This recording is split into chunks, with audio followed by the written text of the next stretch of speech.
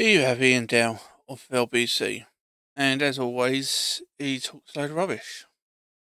He goes against the Israeli lawyer that he's going to bring on, talks down to her, and then when she says that other guests were wrong and falsehoods, he says she can't say that. Of course she can. It's a discussion.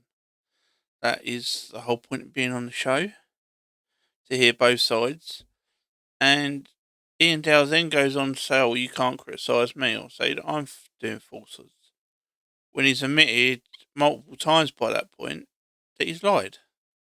So you have a listen and you see what you think. And Natasha Hausdorff joins me, barrister specialising in international law, who's also the legal director of UK Lawyers for Israel Charitable Trust. Natasha, very good evening to you. What's your conclusion as to the rectitude of the Israeli action here? Oh, good evening, Ian. I'm surprised by some of the hyperbole over this. It's not an issue that has anything to do with freedom of speech. These MPs can say whatever they like. They can do whatever they like. They just don't have a right to enter Israel. And individuals who consistently attack Israel, spread falsehoods about the Jewish state, one only has to look at their Twitter history. They are considered, I think properly, not to be conducive to the public good in Israel. And the tweets she's talking about, one from February 17th, 2005, one from February 2025, and January 2025. Actually, some of the sort of baseless falsehoods about Israel that we just heard from your previous contributor, Azriel Bermond. Hang on, and I have to say, he didn't utter any falsehoods. Don't insult one of your fellow guests. That's really rude. It's fact that he was telling falsehoods. I don't care if you think it's rude, but it's a fact. Well, calling Israel, saying that it is no longer a democracy, or saying that it is not a democracy that can deal with criticism within the country, I'm afraid is baseless. There is great debate all the time, and indeed individuals calling for boycotts against Israel within Israel itself. So why? They was in the streets actually protesting last weekend.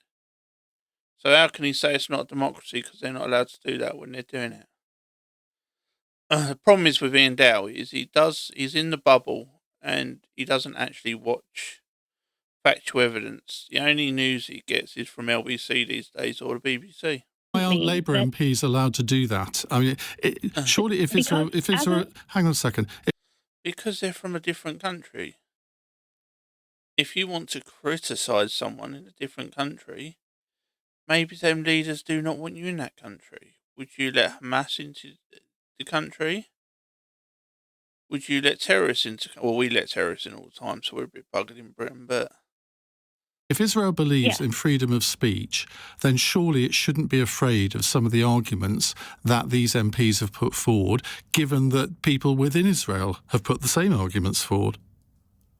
It is difficult to understand where this projection of fear arises from. Israel's statutory framework and its laws since 2017, the country's law of entry, has been very clear. I think this was also referenced by Kemi Badnoch, that Israel is to refuse entry to activists who publicly call for or have committed to participate in a boycott against Israel. And Ms. Badnoch was also right. I think the examples she was referring to were Moshe Feiglin and Geert Wilders, that this is a practice that the UK has also engaged in. You cannot equate two Labour MPs with Geert Wilders. I don't know the other gentleman that you referred to, but he was a political extremist who would have stirred up racial hatred in this country. That is not what these two MPs were. They were on a legitimate parliamentary delegation and should have been treated accordingly. One, they weren't on a political delegation. That's another lie that he comes up with, so another falsehood. And they did stir up hate. At one point, I think she says, let me see if I can quickly find it. Oh. This is Abtisam Mohammed, which was there, and she said,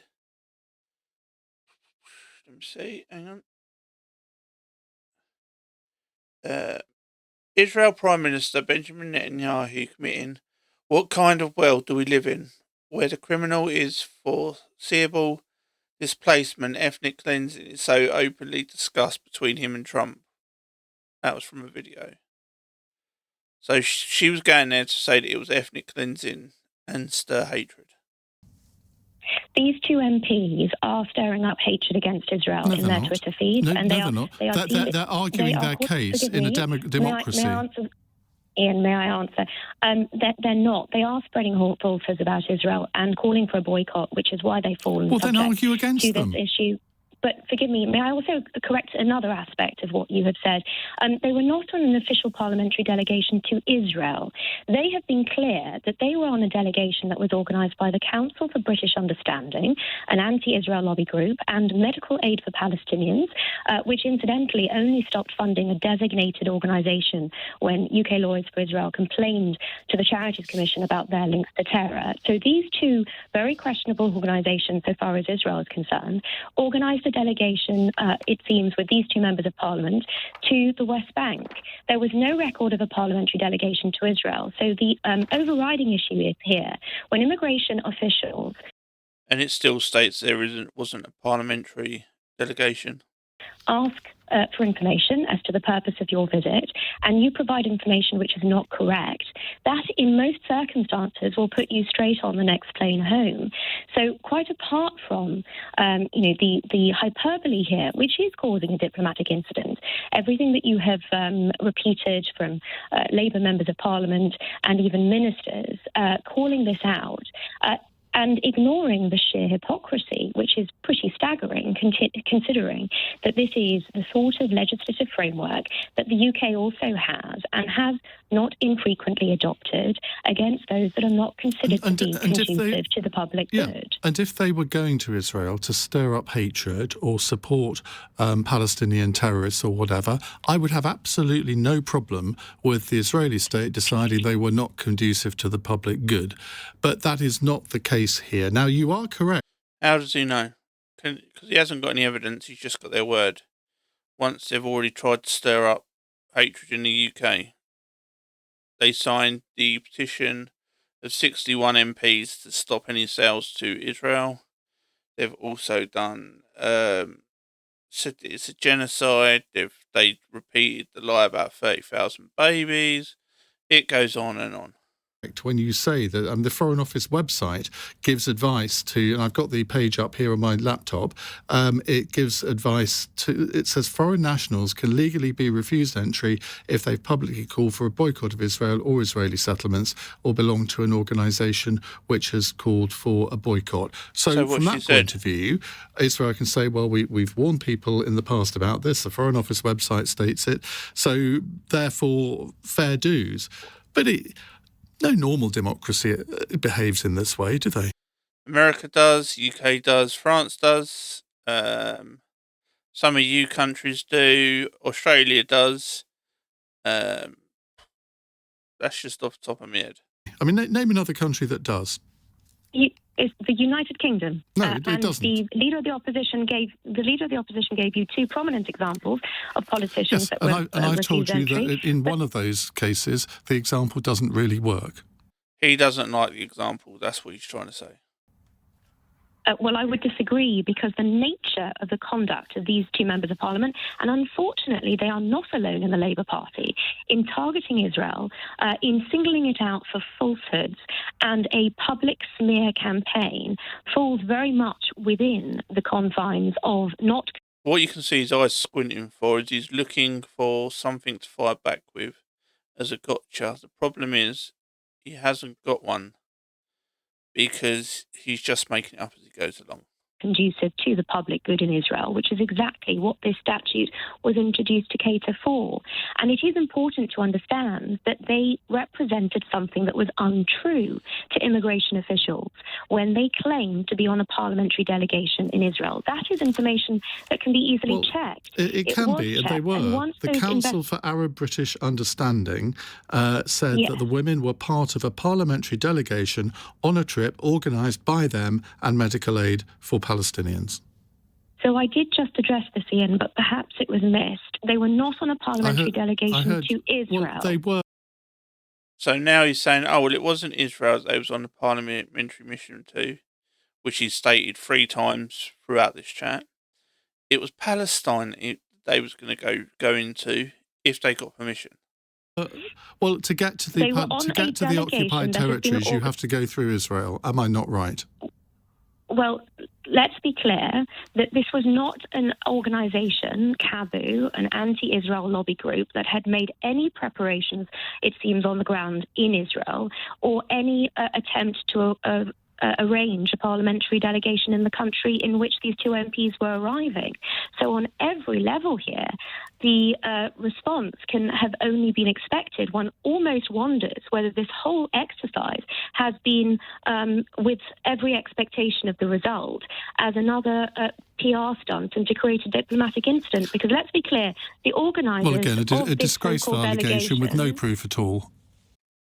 The evidence is there, because that's what they did as soon as they went out and when they come back. But he puts his head in the stand about everything. Well, let's be clear that the organisers of this so-called delegation, CABU, and Medical Aid for Palestinians, have a very thorough track record of anti-Israel activity and have and plainly on this occasion, had no preparations on the ground. This was not a parliamentary delegation to Israel. Can I ask you a question? In that I've been very supportive. I've been very supportive of Israel since October the 7th, but various things that they've done, certainly in the last 6 months, I have called them out on air. I think some of the attacks in Gaza have been totally over the top. I think Benjamin Netanyahu himself has been very culpable for a lot of this. Would that mean that if I decided I wanted to go and present a programme from Israel, that I could be refused entry because I've had the temerity to say something that the Israeli government might not like? That is, I'm afraid, a misrepresentation of what has gone on here. Do you know what? I've had enough of you repeatedly accusing my guest of misrepresentation, and now you've done it to me twice. You don't get a third chance. Because you have done, and you've admitted that you've misrepresented it 3 times. And this is the problem. He acts like a child when he's getting shot down. When he's getting proven wrong time and time again, he acts like a little 5-year-old. Iain, I have offered over the last 15 months repeatedly to come on to address the concerns that you are raising, and that offer has been refused. No, it's not. So you've been on my programme before in the studio. Right. Not to address the issues that you have claimed to have concerns about with respect to Israel's military conduct on the ground in Gaza. Any individual who wishes to properly understand the situation has the ability to do that and engage with experts, those like me that have been on the ground in Gaza in September and have seen these situations with my own eyes. Those repeated offers have been refused, and all I have had in coming on and answering your questions straightforwardly, as I've been invited on to, is being told that I'm in some way being rude because I disagree with your previous guest and with you. I'm very surprised. You can disagree, but you don't accuse fellow guests of misrepresentation, and you don't accuse the host of the programme of what you have done, because if you do, Iain, don't expect to be invited back. But Iain, the comparison that you have just drawn is not a fair comparison, and it is misrepresentative of what these members of Parliament have done. Okay, you've done it 3 times now. Goodbye.